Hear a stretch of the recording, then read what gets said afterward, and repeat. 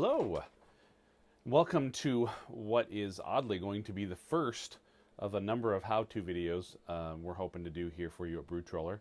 Sometimes necessity is the mother of invention, as they say. So this video is coming to you because FermTroller has a customer who is in need of this particular video right now. And so I thought I could approach this one in a relatively rapid fashion, get this particular customer the information he needed quickly, and I thought that this was probably the best format to do so. So a shout out to Wisconsin Brewing Company and Mike. I hope this helps. If you guys have a chance and you're up in Wisconsin in the Madison-Verona area, their brewery is gorgeous. I've seen it. I've not had a chance to go inside yet, but I've seen the outside of the building, and I have some friends who stopped in and had some beer and had great things to say about Wisconsin Brewing Company. So shout out to great customer, Mike at Wisconsin Brewing Company. But today we're going to talk briefly about how to do an initial setup of a FermTroller. So most of the focus with FermTroller is on brewing. Many of you may not know that FermTroller is an alternative firmware for the same hardware that allows you to control your fermentation. Works beautifully, it works great, but unfortunately there's not a lot of documentation out there yet. So this is the first in a series of documentation we will do to get there. So if you want to go to FermTroller on your board, if you want to try that out, you can either go to the GitHub or to the website, download the firmware, upload it like you would the FermTroller firmware, and start playing around with it. I will show you the initial setup on the FermTroller here in a moment, and that will make it easy for us to get to, or make it easy for you guys to get set up pretty quickly. I won't go into a whole lot of detail. This is going to be a very basic setup. In this particular case, we're going to be talking about controlling 2 ball valves for a glycol chiller in this particular case, but the idea is the same whether you're using a Keyser or a son of a fermentation chiller or a big refrigerator or whatever, a chest freezer, whatever. The concept is all the same. So that's what we're going to do. It shouldn't be a very long video. It's the first one of these we've done, so please leave feedback on the video down below in the YouTube channel, or head out to the website, onto the forums, or on Homebrew Talk, or any place that you interact with social media, with us on Facebook, whatever, and let us know what you think about these videos. We really want to hear feedback. We really want to start getting this stuff out. So let's head over to the bench and start taking a look at the FermTroller that I've got set up. All right, guys, now we've got a quick little demo I've set up. So this is set up to very easily be able to show you what it is I'm doing. As you can see, we're set up with some really awesome priority mailboxes as a setup. I won't tell you yet what this orange thing is yet. That's coming down the road, and someday you'll get to see what it is, but that's a whole nother thing. So we're going to power on the FermTroller Phoenix, and you'll see it boot past the I2C LCD screen and into, once it finishes booting, FermTroller. So this is the screen that you see, which is of course different than the screen you see if you just boot up the regular FermTroller firmware when your Phoenix gets shipped.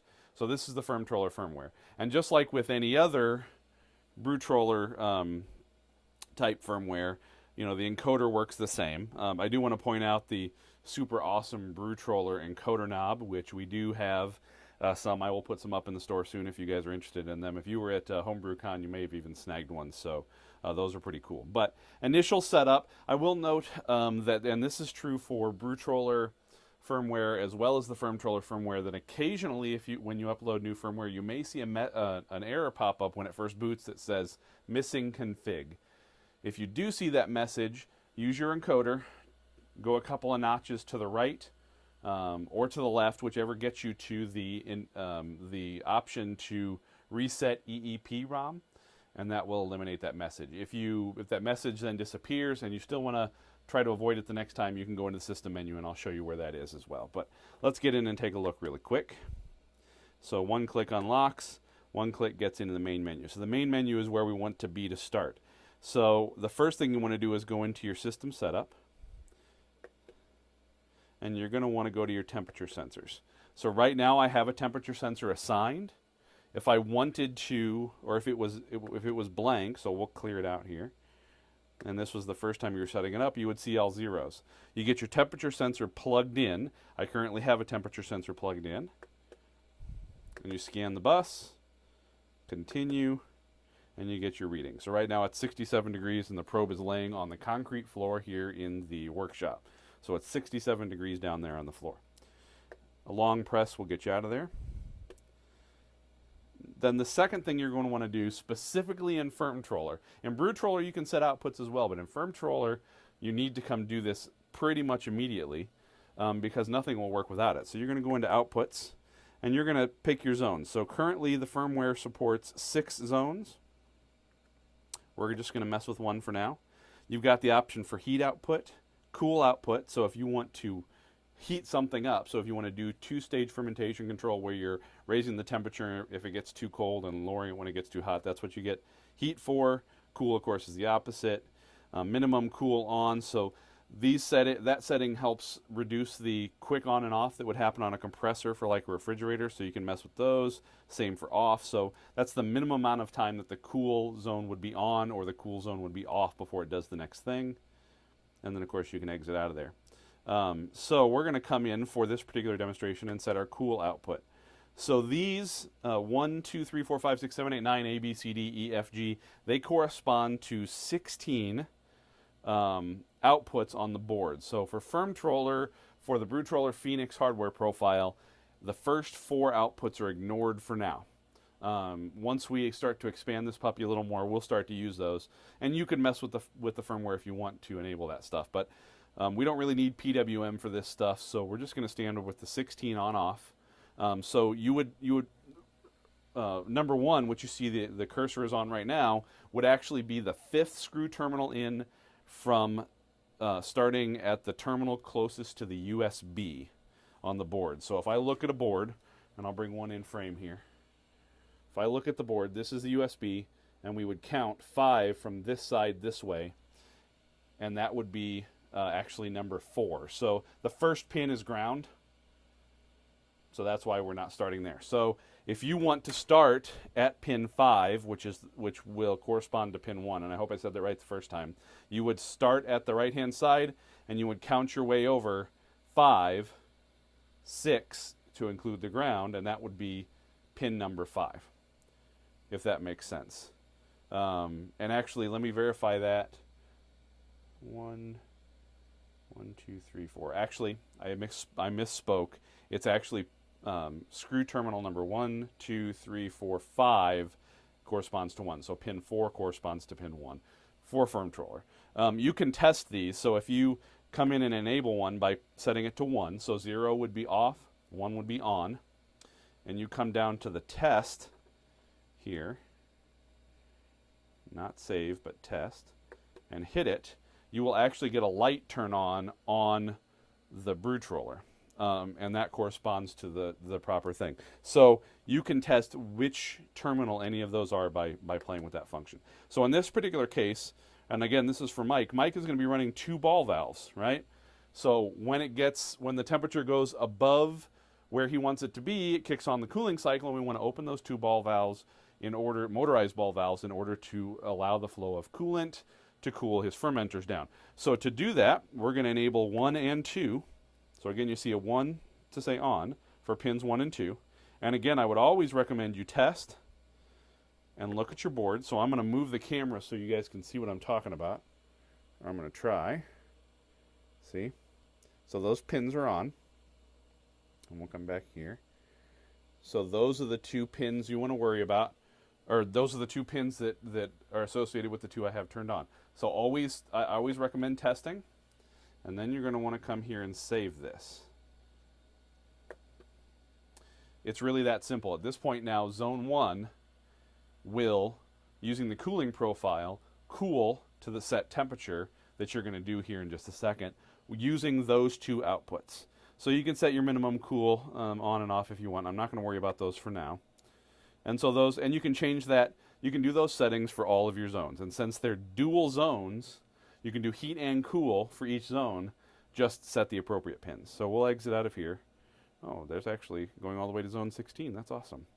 All right. The alarm setting, I'm not going to go over the alarm setting for now, but you can come in and set a specific pin to be your alarm if you want a visual or an audio alarm. So if you use one of our 12-volt buzzers, for example, you can actually use this to set which pin is going to be your alarm, if that makes sense to you. So, which I hope it does.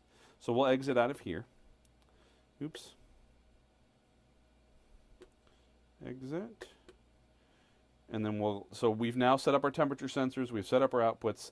Here is the initialize EEPROM. So if you ever need to do that, if you get that missing config message or things just aren't working right and you want to try to kind of reset the board, resetting the EEPROM is a great place to start. So that's an option, and then we'll get out of the system setup. So view alarms just views whatever alarms have been set, and basically alarms are, hey, I've gone past my set point and it's not working. You can play around with alarms, and we'll go into more detail later. Again, this is just basic setup.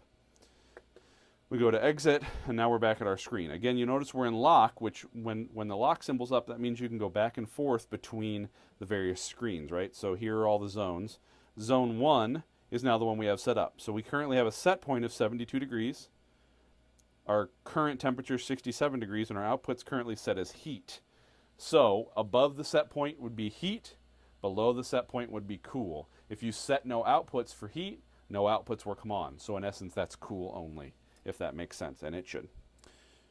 So there are a few settings that I want to encourage you guys to do. One in particular, you can change your set point here, put it wherever you want it to be. You can clear the set point out to 0. The cool part is you can set your own zone name. Now, if I want to set this zone to, I'll just change it to a lowercase z for now, just to give you an idea. But you notice when you click, then you can change, and you get numbers up and uppercase letters and lowercase letters just by scrolling through. So we'll get to the lowercase c. Yeah, we're going to go the other way to get to the lowercase c.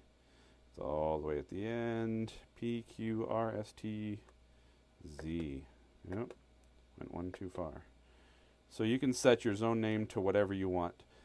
Perfect example, as a real world example, I've got a FermTroller controlling all of my fermentation and beer storage, beer cellar stuff. So I've got one zone labeled cellar and one zone labeled Ferm 1 and one zone labeled Ferm 2. So it's a great way to give you an idea of what's going on. So those are your set points, zone name. Hysteresis is the kind of the offset. Hysteresis lets you say above and below your set point a half a degree. We'll let it have that much of a swing. And that also helps to, if that's set too small, you get a lot of small variation as it's trying to hit that. And if you have it set too big, then you'll have too much of a swing. Setting this will also help reduce the amount of on-off on your compressor. Alarm threshold, so if the alarm or if the temperature goes above or below 1 degree past your set point, the alarm will go off, and that's why you set an alarm. And then again, you're going to exit. So I'm going to try to show you again. I'm going to zoom out a little here so you can see both. All right, so you see the BrewTroller, which has the FermTroller software on it. You see our zone. I don't know if you're going to be able to read the screen, but I'll describe it to you as well. And I'm going to pick up the temperature probe, and I'm going to hold it in my hand. Currently, the current temperature is 67 and the set point 72. So if I hold it in my hand, the temperature starts to go up, 69, 70, 71, and you see the outputs come on. And since I don't have an alarm set, since it went way above that, it went off. So those two outputs have now gone on. So at that point now, in this case, ball valves would open up, your glycol would go, or your compressor would kick on, or whatever else you need, and it would cool it down. It would measure it again until it dropped below 72 and then shut off. So very basic control there. So that's the initial setup. So that's it for now. All right, guys, so that was basics of setting up a FermTroller. That's kind of your initial work that you're going to do to get it set up the way you want to. Again, that was a very basic overview. If you guys have any questions about how that works, hit the forums, leave a comment below on the YouTube channel, go out on Homebrew Talk, social media, there's a Facebook group, any of those things, Facebook page and a Facebook group. Hit us up on Twitter, whatever way you want to interact with us, let us know. If you have any questions or concerns, if you really would like to see more detail about FermTroller, there's not a whole lot to the firmware. In that particular case, it's pretty simple, but it works beautifully. And again, we will start, this is the first, right? We'll start doing more of these how-to videos where we start to get into the actual day-to-day use, the setup. We don't want to just talk about firmware. We also want to talk about how to set up the hardware, how to wire it together. So all of those things are coming as I get more time and get through the planning and just deal with doing this. So first step was getting a new camera. I hope this looks good. I'm very proud of the new camera. Hopefully it's a well-rated YouTube type camera, so we'll see how that works. You guys let me know what you think. Is the video good enough quality? Is the audio coming across well? Again, feedback is what's going to drive this and get you guys the information you want and make the improvements to the channel and to the way we're presenting information. So again, this was FermTroller, step one. Shout out to Wisconsin Brewing, and guys, cheers. Have a good night.